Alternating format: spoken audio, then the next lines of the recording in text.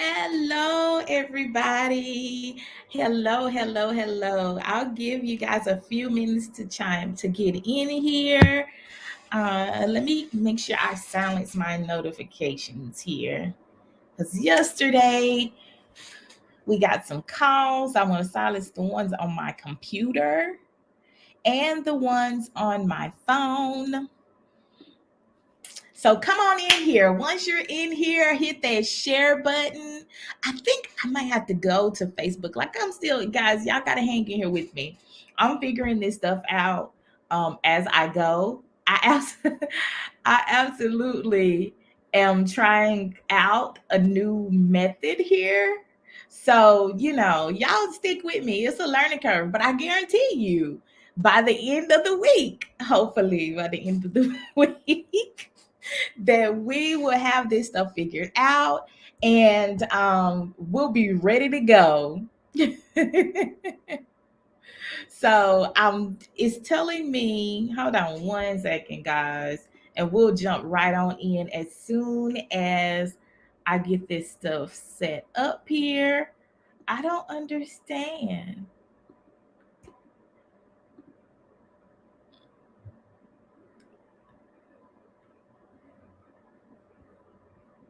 I don't know what it's asking me to do. It's like, yeah, okay, yeah. I don't know. So, I mean, keep telling me to set up live video. I'm supposed to be live. There we go. I think it's working. Like, can y'all see me? Hear me pretty good?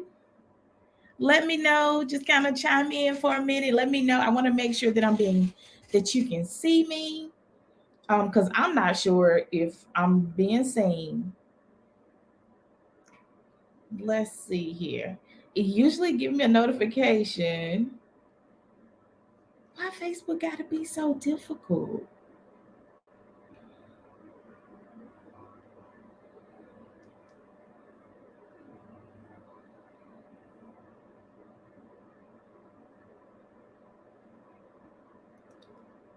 Thank y'all so much for your patience.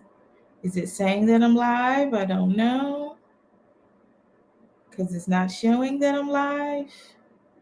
For some weird reason, it's not showing that I'm live. I don't know. So we're just going to roll with it. If you are able to, like, I'm looking for comments. I can't see comments. You know, I, I don't know what's going on, but I'm going to keep going. I'm gonna look. I've tried to redo some stuff here on my end, and I have no idea what it's doing. I have absolutely no idea what it is doing.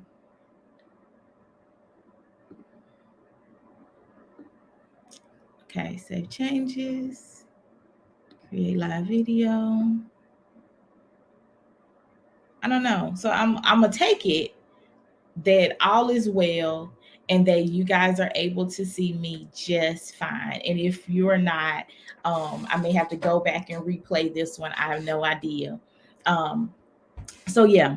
So today we're going to talk about a topic. If you didn't join us or haven't joined us the last couple days, because I just started this. So on Monday, like if you're not aware of what's going on, if you're like, why is she going live every day? Well, it's because I decided to challenge myself. I started doing some self-evaluating and noticed that there are some areas that are in my life that I'm still hiding. And part of me going live every day is challenging myself to stop hiding. And in doing so, I can absolutely and I already do. Like I challenge you guys to stop doing that too. Stop living below your means. And one way that we do that in my area, like the area that I concentrate on, is in relationships. Stop living below what you're worth. Stop moving in life. Stop settling for careers. Stop settling for things that are less than what you're worth. And so if you didn't join us the last 2 days, we talked about cheating in relationships and what that looks like, and whether or not you can actually repair a relationship after being cheated on. And long story short, you can, but there's some specific things that you need to do or need to make sure of in order to make sure that that relationship is repairable, or that is being repaired, or that it is even can be salvaged. So make sure you go back and check out those live 2 videos. We did that on day 1. We talked about can a relationship survive cheating. And then yesterday, we talked about whether or not the relationship, whether or not you're healed. How do you know that you're healed after you've been cheated on? So I gave some really good examples of whether things that you want to look out for. If you've been ever cheated on, and I know a lot of people have, and I know a lot of people are struggling with that now. And I don't care whether you're married or whether you're single, cheating hurts. It hurts your heart. It destroys the relationship. It destroys the trust. So go back and check out that video on yesterday where we talked about how do you know that you're still carrying some residual pain from being cheated on. But today, continuing along in the vein of what we're talking about today, we're going to talk about, can you fix a toxic relationship? So share, if you're here, share. I don't know what's going on with my stuff, but I'm gonna roll on. I don't know what's going on, but I'm rolling on because I refuse to let this stop me. So if you're in the room, share so more people can see the video, and it'll get out. Hopefully it'll get out across social media, across Facebook. I don't know what's going on, but we're gonna keep rolling. But make sure that you're sharing. If you in here, make sure that you share, so that more people can see the video, because more people need this information. When I started doing this, the thing that came to my mind was tackling hard life topics with simple solution, because people are dealing with hard things everywhere. People are dealing with hard things everywhere, all over the place, and they just need to know not just a simple solution, but they need to know a good solution. There's a lot of information out there, a lot of advice out there everywhere, but all of it ain't good. All of it's not sound. So can you fix a toxic relationship? Well, let's go back and talk about what a toxic relationship actually is. So a toxic relationship, by definition, this is my definition. I had to make sure that my stuff was off. This is my definition. I hadn't looked up nothing, just this is just from my studying and me being in the field. A toxic relationship is a relationship that impacts your self-esteem in some sort of way. There's this cycle of, everything's good, and then everything's completely bad. Like there may be some in between, but that in between don't really last long. But it's usually either very good or it's extremely bad. So it goes from one extreme to another. And in those times where it's actually okay, I can maybe do this, is usually fuel for you to continue in the relationship. So this relationship goes in kind of a cycle. So in the beginning, things are usually, especially with toxic relationships, we call them sometimes trauma bonds, because the people meet on the basis of a trauma. And in their mind, even though subconsciously they don't say this person can feel something in me that's missing, and the other person may feel like they can feel something that's missing. Or you may be attracted to someone who is codependent, or you may be the one that needs that person to be codependent. So these relationships are all toxic. They're all unhealthy. They're toxic relationships. But typically in toxic relationships, the relationship's extremely passionate on the front end. So the person may always want to be with you. You may always feel like, this person is so attentive to you, or you may be so attentive to them. It's a extremely like the best relationship that you ever had on the front end. Like this person could do no wrong. And as we say in therapy world, like you're wearing your glasses, your rose-colored glasses, and everything that you see is all rosy and fuzzy and pink, and they're good, and you don't see their flaws. And a lot of times you don't see the flaws in the beginning, because in the beginning we tend to present our best selves in relationship. That's usually how it works. But with toxic relationship, there's an intensive passion right in the beginning. And what typically happens because people can only keep up that, we can only keep up for so long, that what typically happens is the real them start coming out. And then we may start seeing some control issues. We may start seeing some jealousy. We may start seeing some abuse. They may start name calling. They may even become physically violent. And so now the relationships start, of course, they don't usually start all this in the beginning. It literally is a cycle. So it goes from extremely good to kind of okay to maybe a little bit, a little bit worse. And then all of a sudden we're at the other extreme where this relationship is pure hell, or this partner is pure hell. But then something happens, they may apologize, you may start excusing their behavior. They really didn't mean to say that. They were having a bad day. That ain't what they really meant. We got kids together. We got to go to church. You may start seeing these things, and then the relationship goes right back. I know y'all can't see the pattern over there. Then the relationship goes right back in that cycle, and then we got a toxic relationship. So can you fix a toxic relationship? Long story short, I don't ever recommend it, because usually with toxic relationships, there's some element of abuse present.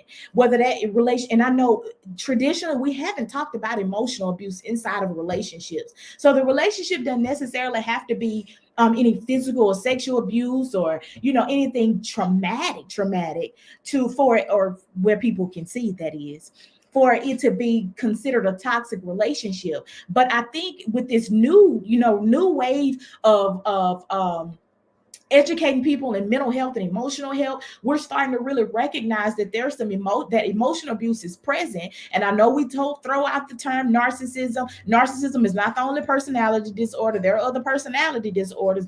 There's a lot of disorders, but the personality disorders, narcissism seems to be one that people are throwing out nowadays. But what we start to see is that in emotional abuse, a lot of it is hidden. So you have people coming out of these relationships, and you start seeing, well, I didn't really feel my true self. Like, I didn't feel like I can be myself. I always felt like I had to walk on eggshells. I didn't know what person I was going to get. The person was Prince Charming or Princess Aaliyah in the beginning, but now they queen. What's the woman off of the Wiz?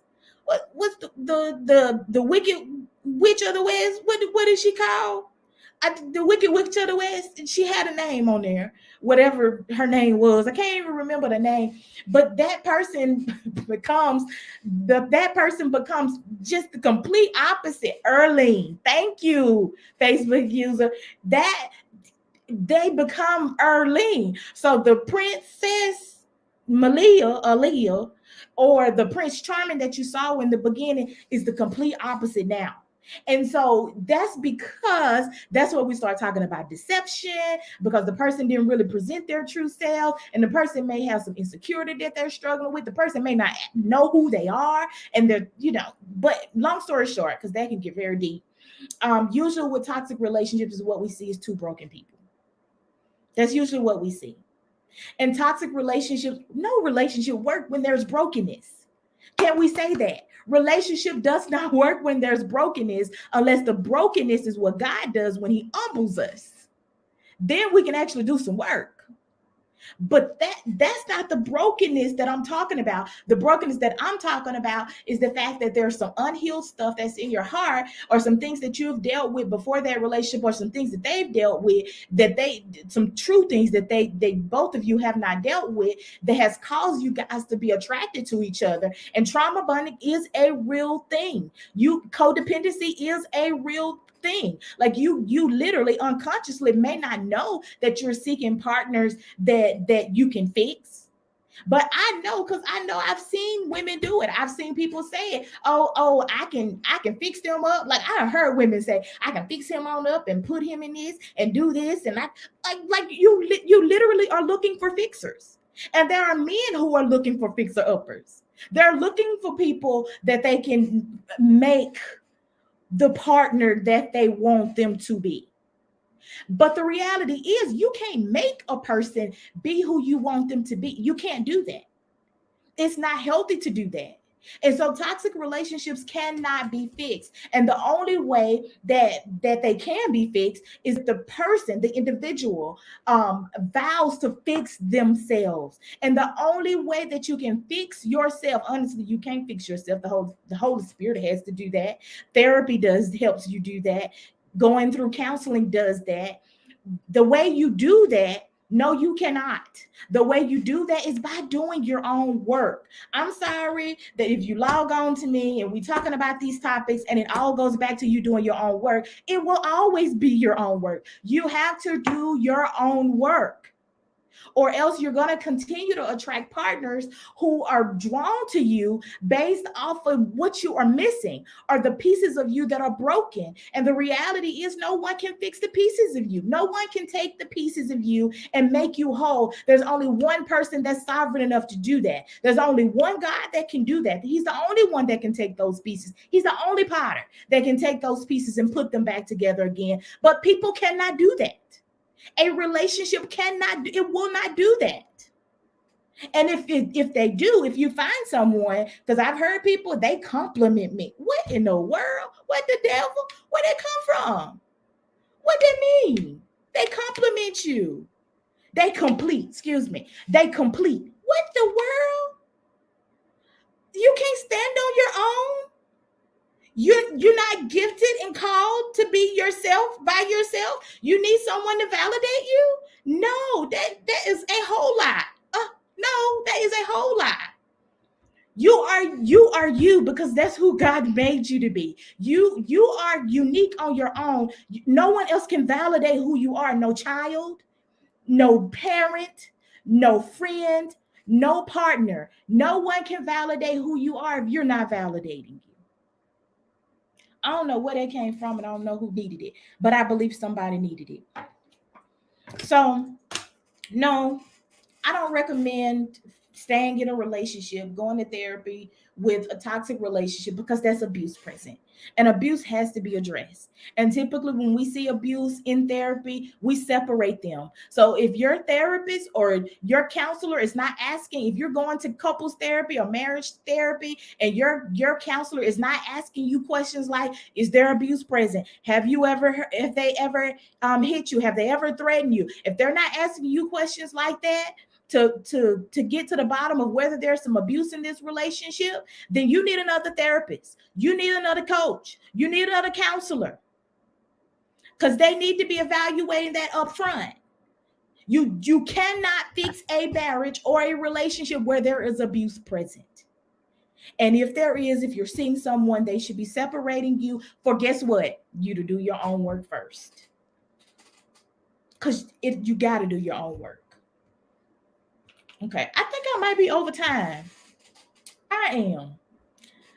But I accounted for the fact that I had some technical issues. So hopefully they got ironed out. I don't know whether they got ironed out or not, but I know I can save this and hit the replay and broadcast at other places, which is what I'm going to do. But I am so glad that you joined me on today. I do have a free gift, a free resource to leave you with. I'm going to see if I can grab it and post it in the comments real quick. But for those, because a lot of things that we're talking about is really myths myths. I know I'm country, y'all. MYTHS. That about relationships that I want to break down. Like I want to tear up, because we have been taught so many times so many wrong things about relationships. Woo, especially I ain't gonna go there. I'm not going there today, Tiff. Don't go there today. But we have been taught some wrong things about relationships, some unhealthy things about relationships. And I know people who, I know specifically women, because that's who I'm called to, who say that they have had people in leadership that have encouraged them to stay in abusive relationships. And no, ma'am, no, sir. We don't encourage anyone to stay in no. If your therapist is encouraging you to stay in an abusive relationship, you need to go to the board on them. We don't encourage people to stay in abuse anywhere where there is abuse present. Emotional abuse is no exception. Physical abuse is no exception. Sexual abuse is no exception. It's no exception. If there is abuse, if your safety is involved, if your sanity is involved, I'm not even gonna say safety because you could be with somebody who, we talk about. I said I ain't going there. I ain't going there. I'm not going there. I gotta let y'all go. See me back tomorrow, at noon. I think that it should be in the comments. I hope you guys are able to see that. If not, I'll go back and put them inside of the video where you'll be able to see our free gift. It's called 5 Myths About Difficult Relationships and Why You Shouldn't Believe Them. There are a whole lot of myths out there. Remember what I said in the beginning. There are a whole lot of things out there about relationships, but not all of it's good. And so I wanted to address some of those myths and talk about why you shouldn't believe them and what you should believe that's healthy, instead. So grab that free gift. It's a free gift from my heart to yours. Oh, good. Someone confirmed it is there. Awesome. From my heart to yours. And should you have any questions, please do DM me. Please do, put your comments. I know some of y'all may be shy. It's okay. It's all right. We got about 27 more days to go. You got 26 more days to go to comment and while we're live, and I ask your questions live. But for those who don't feel that, feel free to message me. I love you so much. I'll see you guys back here tomorrow. Make sure you get your free gift. See you tomorrow, noontime, Central Standard Time. See you later. Bye.